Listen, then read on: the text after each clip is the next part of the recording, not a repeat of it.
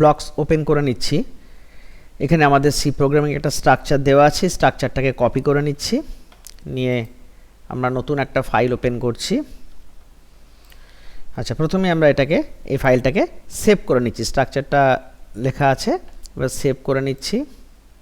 ফাইলে গিয়ে save as,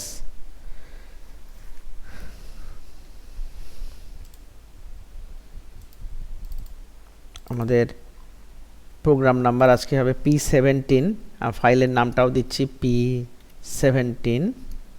আজকে আমরা যেটার উপরে শিখব সেই নামেই দিচ্ছি। আমি দিচ্ছি ফাইলটার নাম দিচ্ছি constant.c, constant.c, P17_constant.c। তো আমরা সবাই ভেরিয়েবলকে ভেরিয়েবলের ব্যবহার আমরা জানি। যেমন আমরা লিখছি int n = 10। এটা থেকে কি বোঝাচ্ছে যে n একটা ইন্টিজার টাইপ ভেরিয়েবল, যার ভ্যালুটা কত আছে, যার ভ্যালুটা 10। ঠিক একইভাবে আমরা ফ্লোট দিয়ে যদি লিখি ফ্লোট a = 2.5, এটা ফ্লোট টাইপের ভেরিয়েবল, ফ্লোট টাইপ অর্থাৎ a একটা ফ্লোট টাইপের ভেরিয়েবল। আমরা যদি লিখি char c = সিঙ্গেল কোডে a রাখলাম, char c = a দিলাম। এটা কি বলছে, c একটা ক্যারেক্টার টাইপ ভেরিয়েবল, যার ভেতরে কি আছে, স্মল a স্টোর করা আছে।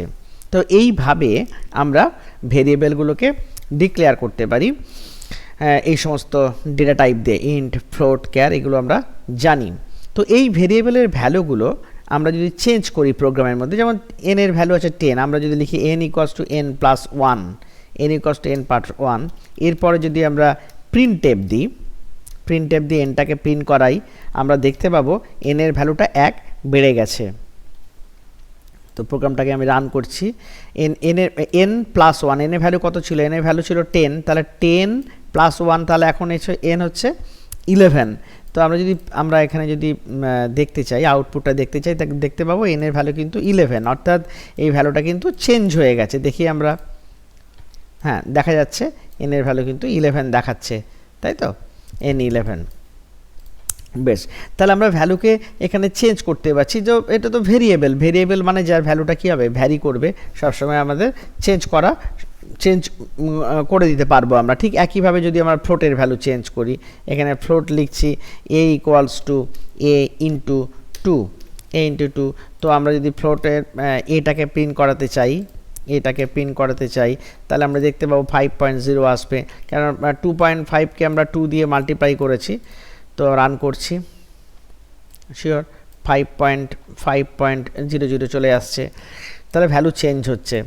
তো এখানে আমরা যেটা দেখব যে এই ভ্যালুগুলো আমাদের কোনো একটা সময় ভ্যালুগুলোকে আমাদের চেঞ্জ হওয়ার প্রয়োজন নেই। এই ক্ষেত্রে আমরা তখন কিভাবে কাজ করব, তো সেটা আমরা একটু দেখে নিই। ধরে নিচ্ছি আমরা একটা ভেরিয়েবলকে নিচ্ছি যে ফ্লোট পাই, আমরা পায়ের ভ্যালু সবাই জানি 3.14 রাখছি, পায়ের ভ্যালুটা 3.14।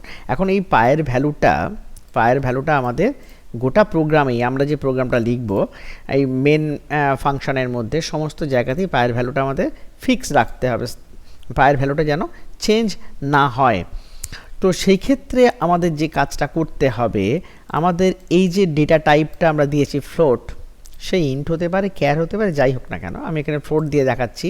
এই ফ্লোটের আগে আমাদের একটা কিওয়ার্ড ইউজ করতে হবে, সি ল্যাঙ্গুয়েজের নিজস্ব শব্দ, সেটা হচ্ছে const, এই const কিওয়ার্ডের সাহায্যে আমাদের কি হবে না, এই পায়ের ভ্যালুটা আমরা পুরো প্রোগ্রামেই একই থাকবে। তো আমি এখানে একটা ক্যালকুলেশন করছি, আমি সাপোজ লিখছি যে আরেকটা ভেরিয়েবল লিখছি a = তাহলে এটাকে আমরা ডিক্লেয়ার করে দিচ্ছি এখানে A equals to pi into 2, suppose pi into 2। এবার আমরা এটাকে প্রিন্ট করে দেখব, যে কাজটা করছে কিনা। অর্থাৎ 3.14 ইন্টু 2 হওয়ার কথা, কিন্তু আমরা কি দেখতে পাবো, আমরা এখন এই প্রোগ্রামটা রান করলেই দেখতে পাবো এখানে একটা এরর দেখাচ্ছে, রেড কালার এরর। এই লাইনটাতে একটা এরর দেখাচ্ছে, অর্থাৎ পায়ের ভ্যালুটা চেঞ্জ করা যাবে না, কারণ এর আগে পাইটা ছিল ভেরিয়েবল, এখন কিন্তু এই পাই ভেরিয়েবলটা হয়ে গেছে কনস্ট্যান্ট। ফ্লোট টাইপের ভেরিয়েবল পায়ের ভ্যালুটা এখানে দেয়া হয়েছে, এই ভ্যালুটা আমরা যেখানেই প্রোগ্রামে প্রসেসিংয়ের জন্য আনি না কেন সে কিন্তু আনচেঞ্জ থাকবে, ও কিন্তু চেঞ্জ হবে না।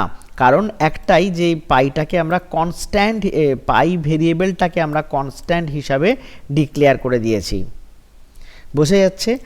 তাহলে ঠিক একইভাবে যদি আমরা এটাকে ফ্লোট না করে আমরা এখানে ইন্ট বললাম, ইন্ট দিয়ে আমি একটা ভেরিয়েবল নিচ্ছি এন এর ভ্যালু আমি রাখছি n10, আমরা এনটাকে চেঞ্জ করছি n ইন্টু 2, আমরা এনটাকে প্রিন্ট করতে যাব,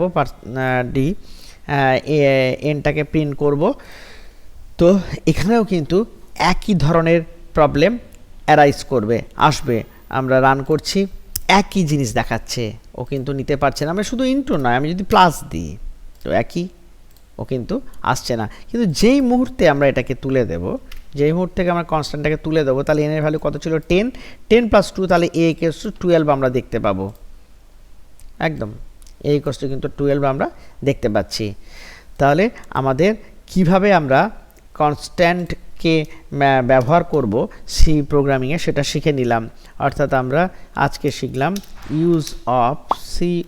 ইউজ অফ কনস্ট্যান্ট, লিখে দিচ্ছি constant, using use of constant. ঠিক আছে, আজকে ক্লাস তাহলে এই পর্যন্ত।